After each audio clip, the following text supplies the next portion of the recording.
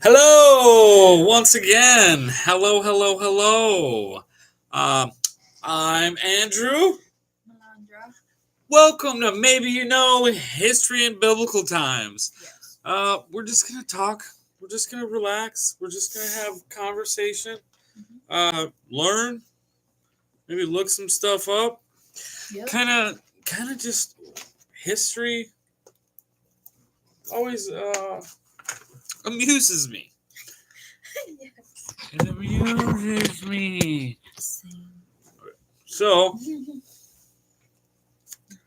let's start out with a little history there, dear. Yes. Um, Sorry, I was into the topic before we got into the live, and it was a little revealing. But yeah, we can leave that for the end.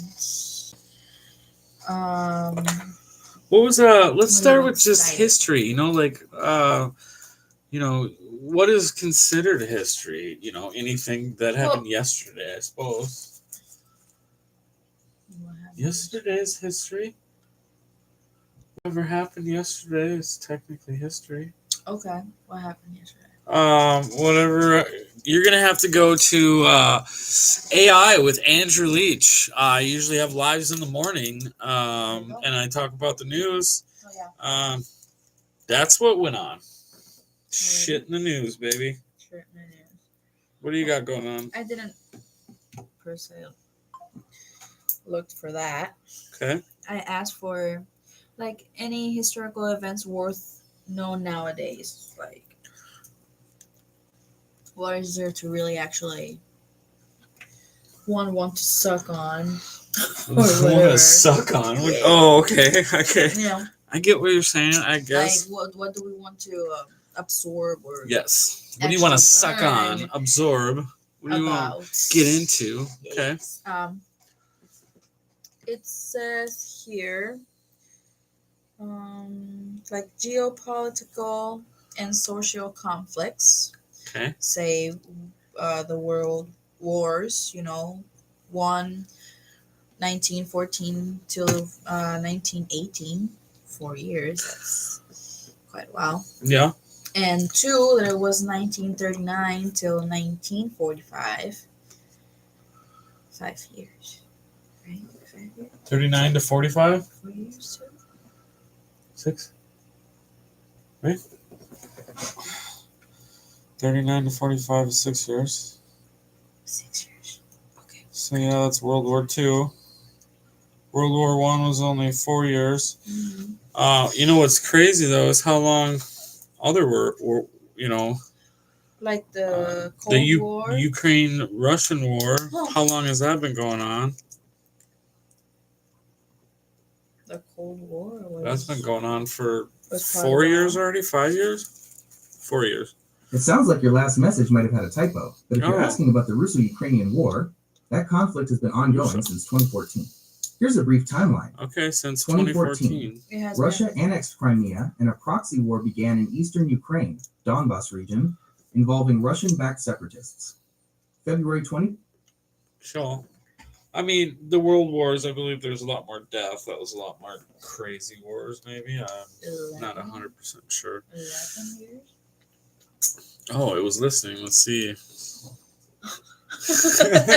What we come up with. Let's see. You're absolutely right that the world wars involved an immense number of deaths and were indeed incredibly crazy and devastating conflicts on a scale almost unimaginable. Let's look at some key differences and why they are often considered the deadliest and most impactful wars in human history. World War I, 1914 to 1918. Estimated deaths, around 15 to 22 million, military and civilian. Key characteristics. Trench warfare, a defining feature leading to prolonged stalemates and horrific conditions. Industrialized killing. New technologies like machine guns, artillery, chemical weapons, and tanks led to unprecedented casualties. Global reach. Though primarily fought in Europe, it involved empires and colonies worldwide. Collapse of empires. Led to the dissolution of the Austro-Hungarian, Ottoman, Russian, and German empires. World War II, 1939 to 1945. Estimated deaths, an astonishing 70 to 85 million, military and civilian. making it by far the deadliest conflict in history. Key characteristics. It's crazy, huh? Total war. Entire societies were mobilized for the war effort, blurring the lines between combatants and civilians. Genocide, the Holocaust, a systematic genocide of approximately 6 million Jews and millions of others, was a central horror. Widespread civilian casualties. Strategic bombing, atrocities, and famine led to immense civilian losses. Technological leaps, jet aircraft, radar, rockets, and ultimately the atomic bomb. Yep. Global scale, fought across Europe, Asia, Africa, and the Pacific. Okay. Formation of the UN. The aftermath led to the creation of the United Nations to prevent future global conflicts. Compared to the Russo-Ukrainian War, which, while tragic and severe, has seen estimated casualties in the hundreds of thousands, military and civilian combined, over recent years, the world wars were on a completely different magnitude in terms of global involvement, total casualties, and long-term impact on the geopolitical landscape. The sheer scale of death and destruction, the involvement of nearly every major power, and the profound societal changes that resulted make the world wars stand out as exceptionally devastating events. Is there a particular aspect of the world wars you'd like to delve into? We could explore specific battles, key figures, or even the technology of the time. So sorry to get you off a subject a little bit there, Lav. But yeah, so Well, that's going on. this one has been a little bit longer. Yeah. That's quite fucked up when they have the UN. Well, not necessarily because Ukraine. I don't think Ukraine or Russia is really part. Oh well, yes and no. It was And formed over there for a reason. well, Russia's also Ukraine is also part of the old Soviet Union. I don't know. I haven't really dug into that one that much. Besides, you know, Well, here it says I don't know. about the Cold War, and it's quite long. Okay. It says mid 1940s. I believe that's till 1991. Yeah. Because it was after World War II, wasn't it? Didn't World War II end in Ford? Like in 1945. Yeah. But so it was around there, like maybe 1946. Yeah. Well, explain the Cold War a little better. Okay. The ideological conflict between the United States and the Soviet Union shaped geopolitics for nearly half a century. It influenced numerous proxy wars, the space race, nuclear proliferation, and the political landscape of countries across the world, including Afghanistan and Germany. So it was mostly up in the other country, like you know what I mean, like Right. in Europe and all this shit. Africa and Europe. The Cold War. Mm-hmm. Cold War was Russia, Soviet Union. You know what is now Ukraine. But Africa is barely mentioned anywhere. It sounds like you might be referring to the Cold War. Yes, I was referring to the Cold War. To 1990. This one now it says 40s to 1990s. Oh, S's, not specific. You see that this is. It sounds like you might be referring to the Cold War. It's like this one. The fall of the Berlin Wall was in 1989. Look, it did that for me. We could have one of just that. I like it. Looks real cool. All right. Well, what else you got? The fall of the Berlin. Oh, okay. So that was the Soviet Union when the Berlin Wall fell? It says here, a potent symbol of the Cold War's end. Yeah. The walls collapsed. Yep. They pulled down Germany's fucking reunification shit. and marked a new era of global politics. It represents the potential of overcoming division and oppression. Yep. I've seen movies about it. You It seen? seemed pretty cool. What do you mean? I'm actually glad that it happened, I suppose. For the good was for the better. I mean, I'm sure it depends on what side you're on.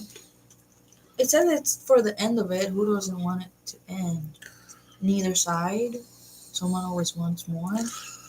Well, the end of the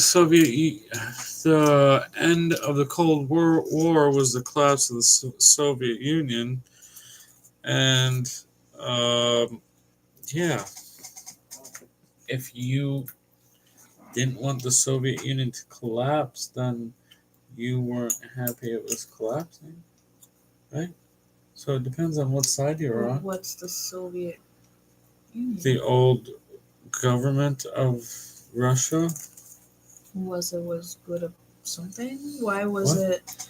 What was the wall built? I mean, they helped us place? fucking stop the Nazis. See, I need to learn a lot more. If anybody watches and wants to put some comments in here, if they know, if you know, yeah. Please do. I don't know. We'll look more into it and whatnot. But yeah, there's a lot of.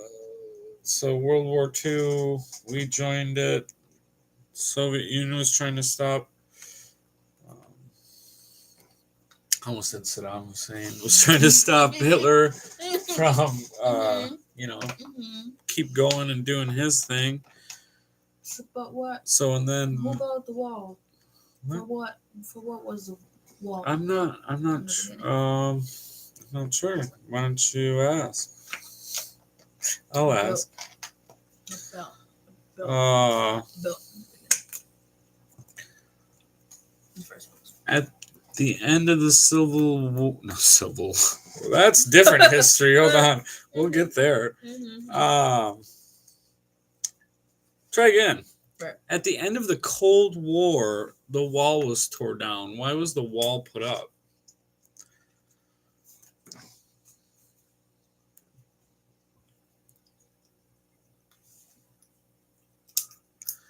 All right.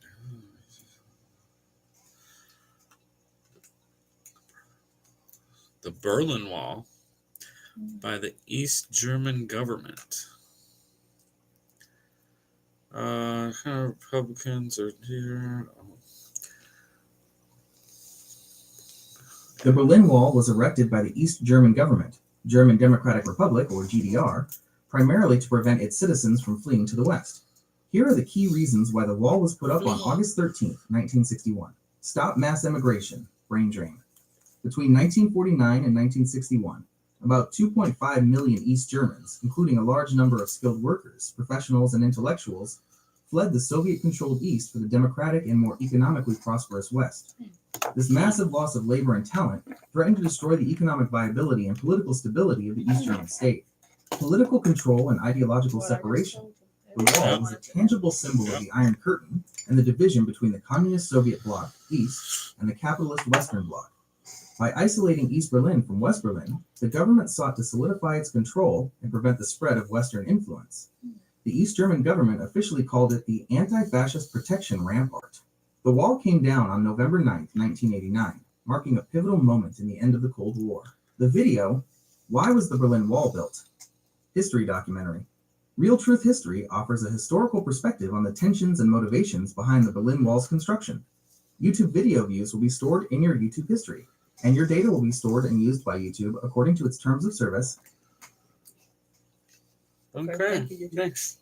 Thanks. So yeah. They all wanted to end it. Well. Done and over with. Well, right.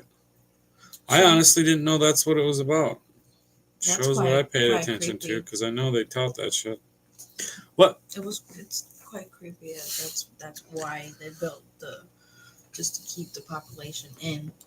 Well, you got to think that's probably a big argument from one of the sides too when they talk about building a wall. Is if the government goes rogue, what the fuck's? And who's trying to do that right now? Well, maybe the fucking Mexican border. Maybe they're like, well, but what if the government goes rogue? We can't flee into Mexico. And then they're like, who the fuck wants to do that? I don't know. I don't want to go back for a reason. Yeah, but you got to think if there was a mass migration of United States citizens that pushed the It fucking hasn't been into just Mexico. there.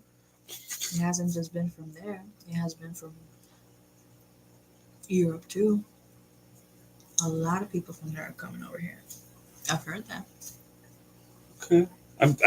So what are we trying? There, but Aliens? That's not aliens. But right, but if they're coming over here, if they're migrating over here, That's one, illegal. legally, that's one thing. Two, if they're going from Europe, they still got to get into the country, so they either got to go through Mexico or Canada or right into the fucking through the ocean, you know. Probably. So I mean, that's really It's the just- only way to do it. it's just not just from certain place. It's everywhere. This is the land of the dreams. This Right. is the land where everything can come true. So That's what they say. people Sorry, that was loud. Sorry, I clapped. Land of the free. You gotta clap. The home of the brave. Amen. Amen. But immigration has come from every place. Like I came from Puerto Rico. It's not like it matters. It matters now because they're taking Puerto Ricans down there too. I don't understand what you just said or what that meant exactly. Immigration. Oh, they're in Puerto Rico. ICE is in Puerto Rico too? No, they're taking Puerto Ricans too down there that they find around here in the U.S. No, they're not. Yes, they are. Then you're going. What did you just say? Puerto Ricans, how can ICE be taking Puerto Ricans unless they're Because illegals or have a warrant? We don't. We are not illegals. You should be. I'm kidding. I love you. I love you. Babe, I love you. I'm over here. No, you're not. You're right there. Right here. I love you. What was I going to say? I want to see what truth to that is. Yeah. Is there any reports of ICE taking Puerto Ricans to custody? Into custody. Damn. Puerto Ricans are U.S. citizens, Puerto Ricans. so they are not subject to detention and deportation by U.S. Immigration and Customs Enforcement, ICE, on immigration grounds. However, there are reports that address your question in a different way. Wrongful detentions of citizens. There have been reports and official concerns raised by lawmakers regarding U.S. citizens of Puerto Rican descent being wrongfully questioned or detained by ICE agents in the mainland U.S., like New Jersey, or in Puerto Rico itself. These incidents typically involve ICE mistaking a citizen for a deportable non-citizen, often of Dominican origin, due to profiling or lack of proper documentation. ICE operations in Puerto Rico. ICE actively conducts enforcement operations in Puerto Rico, but the primary targets are non-citizens, overwhelmingly Dominican nationals, who are present without legal status or who have criminal records. Official stance. U.S. agencies like the Department of Homeland Security, DHS, maintain that ICE does not arrest or deport U.S. citizens, though they acknowledge that citizens can be arrested for other reasons, such as obstructing or assaulting law enforcement. What was the end there? You guys can't get arrested? What? I started thinking about something else. And I did. Okay. Like, what? Puerto Ricans can't get arrested unless they beat up the cops. Good, but it was something about lack of documentation. I think that's what I heard. Oh, you can get sent back to Puerto Rico. Okay, don't look into it then. Hey, don't look at it. All right, that's what we're doing. Send them back. No, I'm kidding. I don't think that's not a thing. I could see if you're like a fucking felon and you're not supposed to be over here, because if you're a felon in Puerto Rico, I'm sure you can't get on a plane and fly anyway. No, that won't be something. Yeah, But I think I heard that before. that's a little bit of history. Mm-hmm. You know, we got. When did we? Like it was me. But when did America acquire Puerto Rico? And how? From England? From England, yeah, from the British, I think. I think it was the British. American acquired Puerto Rico in 1898 following the Spanish-American War. Spain. The island was officially dedicated to the United States by Spain under the Treaty of Paris, which was signed on December 10th, 1898. So there's a little bit of history for you. Okay. 18 something. And did America have to buy it, or how exactly did that treaty work? Oh, for some, there's a morro. The United States did not buy Puerto Rico as part of the Treaty of Paris of 1898. Here is how the treaty worked for the territories. 1. Cession. As war indemnity, Spain was forced to give up Puerto Rico and Guam to the U.S. as an indemnity or prize of war following the U.S. victory in the Spanish-American War. Prize of war. 2. Purchase. Philippines. The U.S. did pay a sum of $20 million to Spain, but this payment was specifically for the Philippines. 3. Independence. Cuba. The treaty also secured the independence of Cuba, though the U.S. established a protectorate there. So, Puerto Rico and Guam were ceded, while the Philippines were purchased.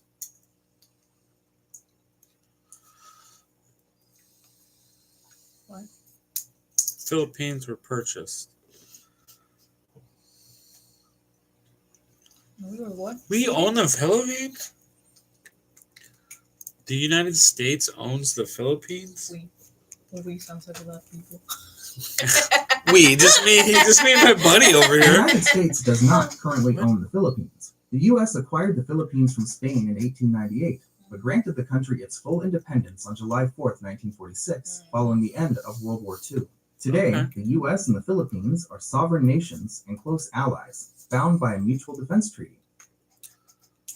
Then how come we didn't do that with Puerto Rico and in 1946 give them their own shit too? Because we're dependent. It's not much. Because you're dependent?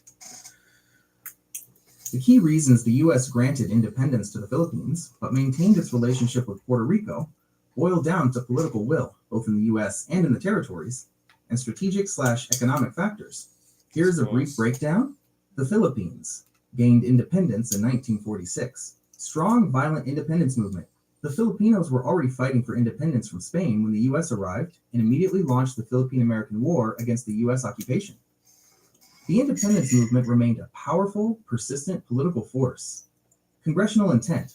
From as early as 1916, Jones Act, and solidified by the Tidings-McDuffie Act of 1934, the U.S. Congress established a definite 10-year transition plan for Philippine independence. Distance/race/unsuitability for statehood. The Philippines was distant, huge, and racially and culturally distinct, leading to a consensus among U.S. policymakers that it was not a candidate for U.S. statehood. Puerto Rico did not gain independence in 1946. Proximity and strategic value. Puerto Rico was viewed as a vital, strategically located military base in the Caribbean, especially important for the defense of the planned Panama Canal. Local political division. While an independence movement existed, the main political parties in Puerto Rico have often been split between those favoring statehood and those favoring the Commonwealth status, the existing relationship, which was established in 1952. Or even The push for immediate full independence was less dominant than in the Philippines. Economic ties. The island's economy became closely integrated with the U.S. through free trade, and many Puerto Ricans valued the benefits of U.S. citizenship, granted in 1917. Instead of independence, Puerto Rico's status evolved when it became a Commonwealth, Estado Libre Asociado, in 1952, granting it greater self-governance over local affairs. Estado Libre Asociado. Say it, baby. Estado Libre. What's that mean? Estado name? Libre Asociado. Free Association State. State Association. Okay. Free State Association. I said something about here. Oh, cool. You got something else on that list? Oh, sure. It says here, the civil rights movement, 1950s till 1960s, East and East. I don't know when and when. This movement and its key figures like Martin Luther King Jr. and Ella Baker fundamentally challenged systemic uh, racism and discrimination, established vital protections against segregation, and inspired ongoing social justice movements like Black Lives Matter. That was by Okay. Martin Luther King. We were talking about Martin Luther King, yeah. It was a big movement. Yeah, I I didn't was know he was talking a about doctor. that the other Dr. Martin Luther King. He wasn't a doctor though, He was he? had a PhD In what? and then science. What's that science? Oh, it's a certain branch. I have to look it up in a minute.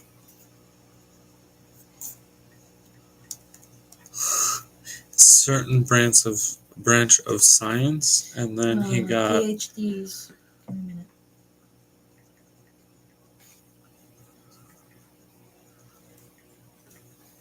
oh.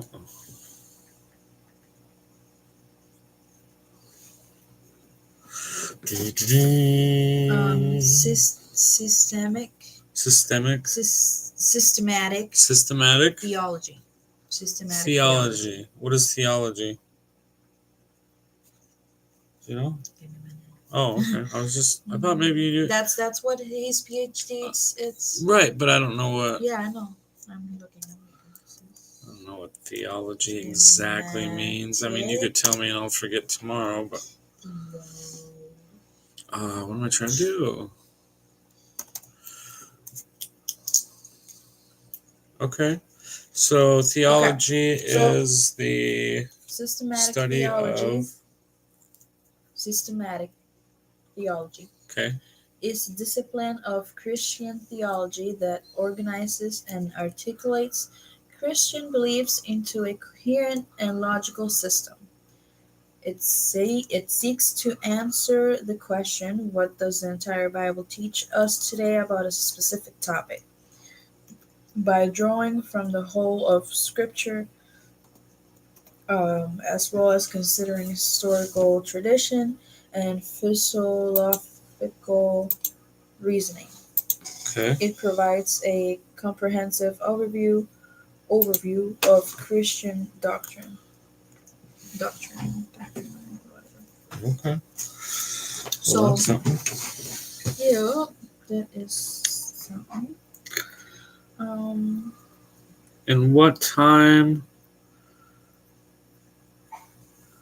In what time did Dr. Martin Luther King live? 50s and 60s. Dr. Martin Luther King Jr. lived from January 15th, 1929 to April 4th, 1968. So yeah, it was a big push. Yeah, it was a big 49, 58. last 20 years of his life, probably. Mhm. He was born in, yeah. Well, that's something. Right. Born in January 15th, 1929. 29.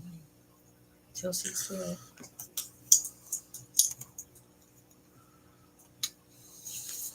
Well, what else? You got, that's some good history. You got some, we touched base on quite a bit. Those were the first three. Okay. That the topic started with, you know. Then it says like economic and technological shifts. It mentions the Industrial Revolution, Okay. 18th, 19th centuries. You know, the transition from agrarian to industrial economies had a profound and lasting impact on social Well, let's talk about class. that a little more then. This one? Yeah. Impact on social class structures, urban development, and modern capitalism. It dramatically increased human productivity and reshaped societies worldwide. Industrial Revolution.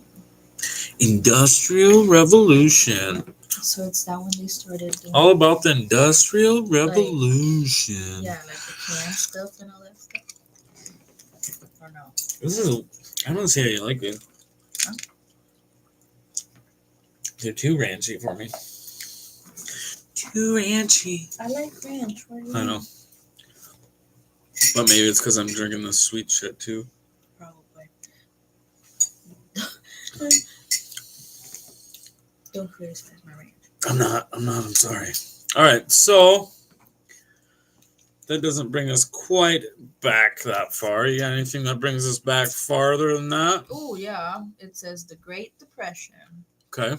from 1929 to 1939. 10 years about it. Ooh. The devastating global economic downturn. Okay. I got scared. Not gonna burn your foot. Downturn revealed vulnerabilities in the financial system and led to new government economic Yeah, I know. Economic. policies aimed at preventing similar crises. It underscores the fragility of economic systems and the Okay. need for regulation. So, why did the Great Depression happen? What was the main reason? Why did the Great Depression happen? I just never really got into it or know about it. Too, Okay. actually. Okay, that's a good question. I mean, why did the Great Depression even happen? The Great Depression, which began in 1929, was caused by a combination of factors, which many economists debate and weigh differently. The key causes generally cited are the stock market crash of 1929. The crash, beginning on Black Tuesday, October 29, 1929, shattered confidence in the American economy and led to a sharp reduction in spending and investment. Bank failures and panics. A wave of bank panics in the early 1930s led to thousands of banks closing. Because there was no federal deposit insurance, people lost their savings, which decreased the money supply available for loans and further reduced confidence. The gold standard. The international gold standard linked the world's major economies, transmitting the economic downturn from the US to the rest of the globe. Tariffs and international trade, protectionist policies, most notably the US's Smoot-Hawley Tariff Act of 1930, imposed high tariffs on imports, which led to retaliatory tariffs by other nations. This greatly reduced global trade. Monetary policy. Many economists argue that the Federal Reserve's failure to stem the decline in the money supply was a major factor that prolonged and worsened the contraction. Overproduction and unequal distribution of wealth. Manufacturers were producing more goods than consumers could afford to buy. And a high concentration of wealth at the top meant that the majority of people had limited spending power to sustain demand. Yeah. So, pretty much what we've been doing ever since that is just, borrowing a shitload of money? So that makes me wonder, how much national debt did we have back in 1929? 19. That's what's scary. 19. The U.S. national debt at the end of the fiscal year 1929 was approximately $17 billion. Throughout the 1920s, the government ran budget surpluses and had been actively reducing the debt, bringing it down from over $24 billion at the end of World War I. So that's probably what made it crash, and now it's starting to sound like another. And now our national debt is what? Nasty. No, now it's only $1. As of October 2025, the U.S. national debt is over $38 trillion. The exact figure changes daily, but recent Treasury Department data shows the gross national debt has surpassed this milestone. So it's nasty. In 100 years, we went from 24 billion to 38 trillion. That's fucking crazy. That's fucked up. But you see, it kind of makes it sound like we're gonna go into another one like that. No, because we can't even stop the fucking spiral. I don't know if you can hear her, but yeah, she's with her. She's having fun upstairs. But next it says the invention of the printing press. Okay, when was that? In the 1440. 1440 was the printing press. The invention drastically accelerated the spread of information, democratized acknowledged and enabled the Protestant Reformation. It highlights the power of technology to disseminate ideas and change society, Huh. which it has. 1440. If the national debt was 24 billion 100 years ago and now it's 38 trillion in 100 years, what will the national debt be? You're asking me about the future.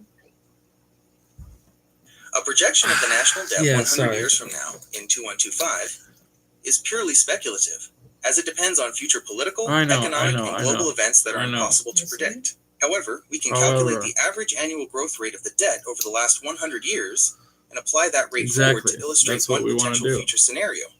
1. Calculate the historical growth rate based on the figures you provided. Debt 100 years ago, 1925. Asterisk 24 billion. 2.4 times 10 carat $10. Debt now, 2025. Asterisk 38 trillion. Doesn't sound right. 3.8 times 10 carat $13. The annual growth rate R over T equals Yes. 100. Well, if we all eat more Years carrots, can our be found eyes will using be the better. compound annual growth rate (CAGR) formula. That's not what I meant. The national debt grew at an approximate average annual Carrot rate of sounds like gold. 7.47% over the last 100 years. 2. Project the debt for the next 100 years. If the debt continues to grow at this same 7.47% average rate for the next 100 years. Note, the actual current U.S. national debt is approximately $38 trillion, and the debt 100 years ago was closer to $22 billion. So or it'll be $380 billion in 2000. it'll be in 100 years from now. It'll be 60.1 quadrillion dollars in debt. The year 1001 AD marked the beginning of the 11th. That's not what I was talking. I don't want to do that. No, sir. No, thank you. So yeah, crazy. All right. Anyways, sorry. I had a thought. I had to get it out. Go. I guess the invention of the internet. Okay. We got anything farther out? I want to start trying to get farther out there. Like. The sealing of the Magna Carta, 1215. What the fuck is that? Let's check it out. The sealing of the Magna Carta. Magna Carta. The Magna Carta. I don't even know how to say that to help. It's a historic document sealed by King John of England in 1215. 1215 Although it was historic originally an document. agreement designed to protect the rights of the English nobility, it evolved into a landmark document that established the principle that no one, not even the king, is above the law. Okay. Not even the king is above the law. And that is as far as I go. Okay. 1215. How is that they have something that was made in 1215? The 12th century. Oh. Something like that, so preserved. How did they got that? Well, you got to think, how old is the oldest biblical writing or the oldest writing at all? Yeah, don't ask me. I don't fucking know. Yeah, well, that's two different questions, both with slightly complex answers due to the nature of surviving artifacts. 1. The oldest biblical writing, the oldest physical manuscripts of biblical texts are 2 tiny silver scrolls found in a burial cave in Jerusalem, Ketef Hinnom, that date to about 650 BCE. They contain the priestly blessing from the Book of Numbers. The next oldest are the Dead Sea Scrolls, with the oldest fragments dating to approximately 250 BCE. As for the earliest composition of the text, most scholars suggest the oldest parts of the Hebrew Bible Old Testament, like early components of the Torah, began to be written down between the 900s and 600s BCE. 2. The oldest writing at all. The oldest confirmed writing system is cuneiform, which was developed in Sumer, ancient Mesopotamia, modern-day Iraq. The oldest surviving artifacts with this true writing system, such as the Kish tablet and early cuneiform tablets from Uruk, date to around 3,400 minus 3,200 BCE. These early writings were primarily for accounting and administrative purposes. Okay, so you got accounting and administrative purposes 3,000-ish years before current time or whatever, however we're doing it now. Yeah. Oh, we had an American Revolution? What? The French Revolution.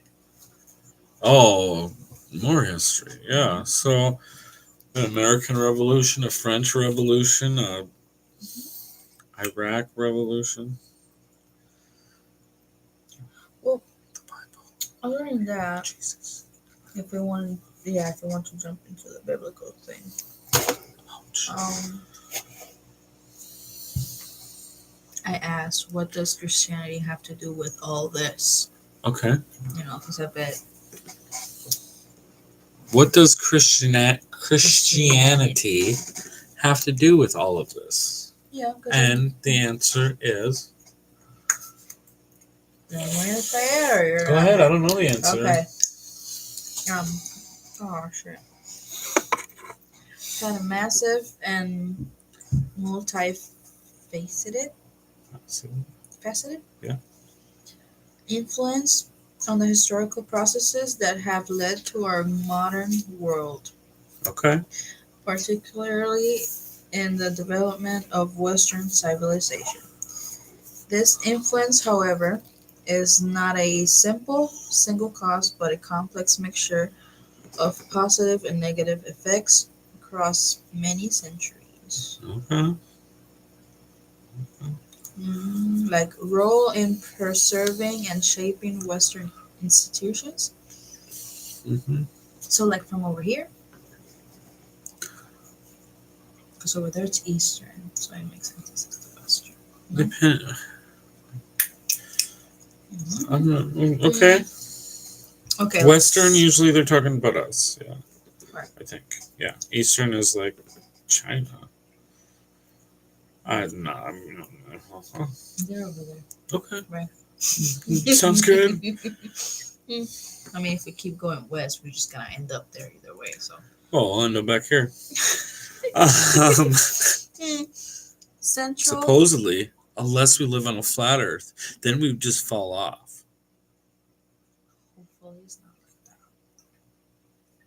Well, we go on to the other. I mean, what's not to believe? Dun dun dun. Next episode. It No, I'm just just doesn't kidding. make sense. Well, I would like to just talk about some of the biblical stuff. That's kind of crazy, you know. I know. I was getting into this one question What's that? before we got into it. Okay. Because it's just something that I've been asking myself, and it's not like I do believe what this is saying, because it's not actually research, like, you know, the type of research that you like dig into it, actually get into it, books, whatever, to know about this stuff. Like, why does the Bible speak? Why does the Bible speak? No, wait. Why does the Bible speak to you? Why does the Bible speak about the end but never happens? That's the first question that I asked. But The speaks about the end times, but hasn't happened. The Book of Numbers is the. If it didn't, this one, like, who gets to decide what a New Testament of the Bible can be? there's only one New Testament. What do you mean? There's not just one New Testament. There has been several. How many New Testaments have there for been? years? Because the Bible was like this, I think and then that's. it became like this, and then they were giving out something like this. There has been essentially one New Testament canon, but with some historical variations. One, the standard, one, New Testament. Almost all major Christian denominations, Catholic, Protestant, and Orthodox, recognize the 27 books of the New Testament. This list was formally affirmed by the late 4th century, circa 397 CE, and is considered the singular New Testament. 2 historical and traditional variations. Are you talking about like the Quran and then how that became the Bible and how that Bible became like the New Testament and the Old Testament? I mean, I'm not quite sure. That's an interesting question that touches on the relationship between different holy texts, but the history isn't quite a direct progression from the Quran to the Bible. Here's a concise breakdown of the actual relationship and chronology. What do you mean? Before we get the breakdown. I meant it more into like, because when I was growing up, my grandma had a Bible this thick, and it said the New Testament. And then a few years later, like they would give me another Bible, but it was even less. Old Testament. No, and it would say the New Testament, but it was even lesser. There's probably a different writing of it, or smaller words, or there was. So that's just what I mean. Okay, well, something like that is probably them scenarios. With rewriting of what happened with Jesus, I believe. Oh, and I do. The Quran is the first book that's written 7th century. The 1st century. New Testament's 1st century. No, not the Quran. What the CE and AE, EC. I just keep shit as before and after. Which one are you looking for? Relationship. Okay. What? Which one are you looking for? What is the oldest biblical text? I think it's the Book of Numbers. I think the oldest surviving biblical texts are the Ketef Hinnom scrolls. What they are? 2 tiny, rolled-up silver amulets inscribed with ancient Hebrew script. Yeah, the Book of Numbers. So, what exactly is the Book of Numbers?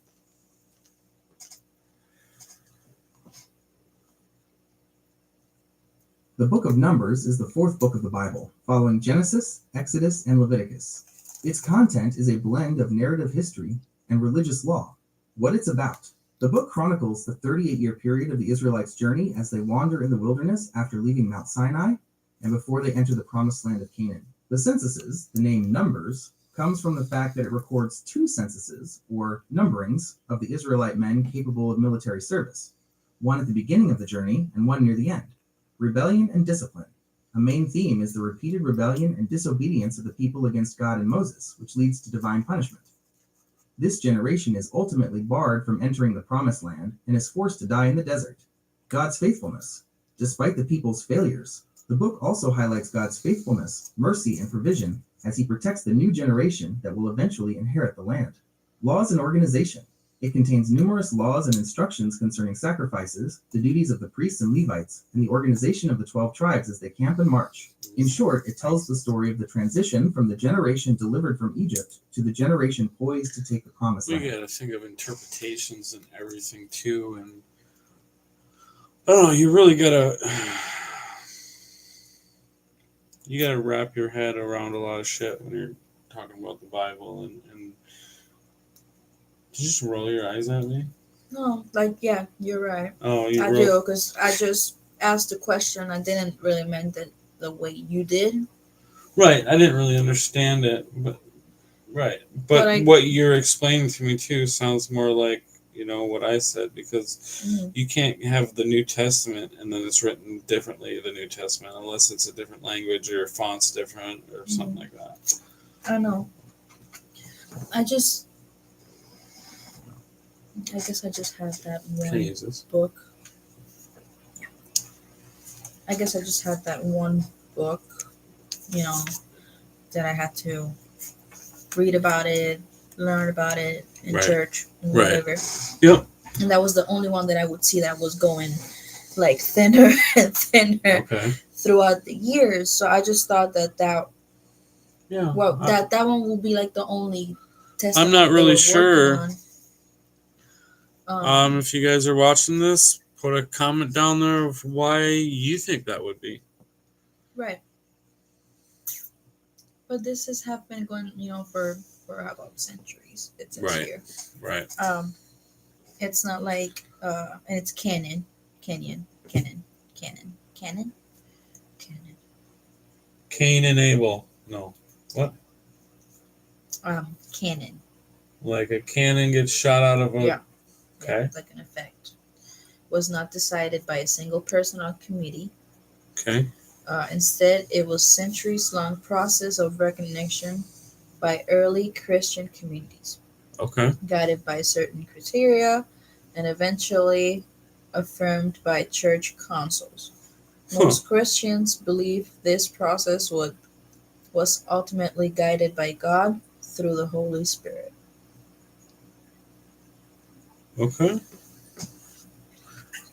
I think a lot of stuff is. I mean, Yeah, I don't know what you. It insists on the 27 books of the New Holy Testament Spirit is something by evaluating beautiful potential and texts crazy and based on the everything. following criteria: apostolic origin, orthodoxy, Catholicism, widespread acceptance, antiquity. Widespread acceptance. Catholicity. Catholicity. That one looks so low. Circulation of writings, response to hearsay, early church fathers. What's response to her hearsay? Hearsay. What's that about? The rise of heretical movements in the 2nd century, most notably Gnosticism and Marcionism. Not sure. I don't know how to say those words.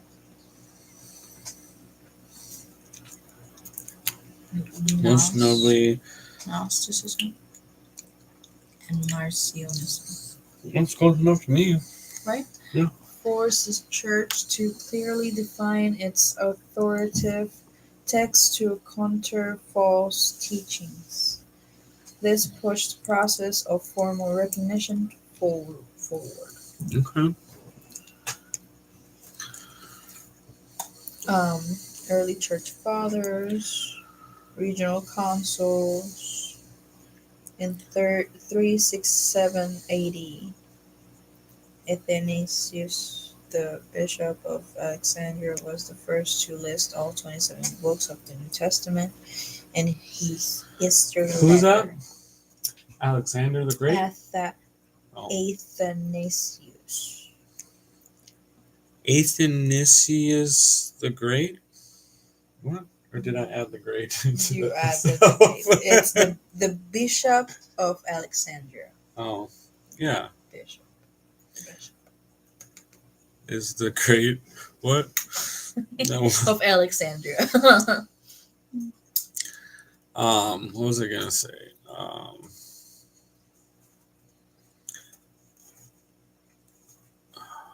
Gosh. No, I forgot. Dang it. It was something. It was a good question. Son of a gun. Where? What was it about?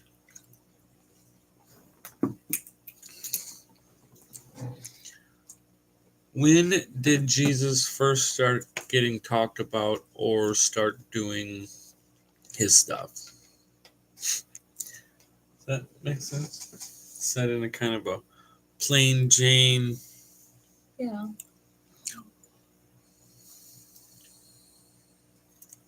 I don't know if this is working. I tried to switch it to something. It's not really working. Based on biblical accounts and historical estimates, Jesus began his public ministry when he was about 30 years old. This period of doing his stuff is generally understood to have started with his baptism by John the Baptist in the Jordan River. Scholars typically date this event to around AD 28 to 29. The Gospel of Luke, 3:23, is the primary source that mentions his age at the beginning of his ministry. Okay. So, and that's kind of weird. Like, we started counting the years over again. Like,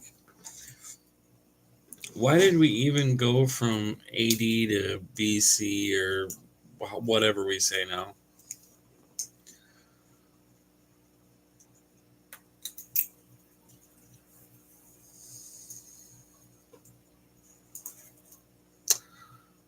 The switch happened to create a religiously neutral calendar system for global use. Here's a breakdown of the terms and the reason for the change. The original system, BC AD. BC stands for before Christ. AD stands for Anno Domini, which is Latin for in the year of the Lord. This system was created by a Christian monk around 525 AD to center the entire calendar on the estimated birth year of Jesus. The new system, BCE/CE. BCE stands for before the Common Era. CE stands for Common Era. The year numbers are exactly the same. E.g., 500 BC is 500 BCE, and 2025 AD is 2025 CE. The only thing that changed was the name. Why the change? The main reason for the shift to BCE/CE, especially in academic, scientific, and international settings, is inclusivity. Since the Gregorian calendar is the global standard for business, science, and government, using terms that are not tied to one specific religion makes it more neutral and accessible for people of all faiths and cultures.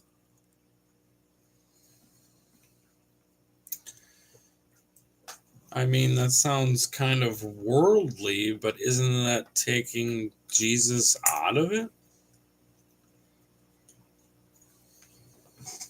I don't know. Well, maybe. Okay. Well, we didn't get into the biblical talk as much. We can get into that tomorrow, maybe, if you want to. Well, might have to make it You are correct. That is the exact reason for the controversy. One perspective, agreeing with your point. People who prefer BC AD see the change as an attempt to secularize history, worldly as you put it, and intentionally remove the explicit reference to Jesus Christ, who is the entire reason the numbering system exists. The other perspective, people who use BCE/CE argue that Jesus isn't truly being removed because the numbering, year one, is still anchored to his estimated birth. Their goal is to be inclusive, especially in global or academic settings, by using labels that don't make a statement of faith. Anno Domini, AD, literally means in the year of the Lord, which non-Christians do not share as a religious belief. It's a debate between honoring the system's religious origin versus using neutral terms for a global standard. Okay, well, I got a lot of thoughts on that, I guess. But we'll save that for another one. Thanks for joining us tonight. We'll definitely have another one on this topic.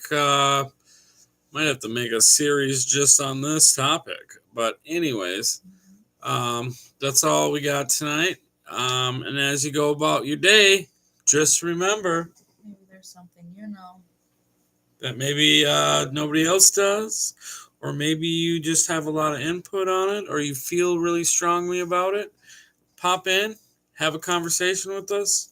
Let me know your side. Subscribe. Like and subscribe, like always. Help us grow.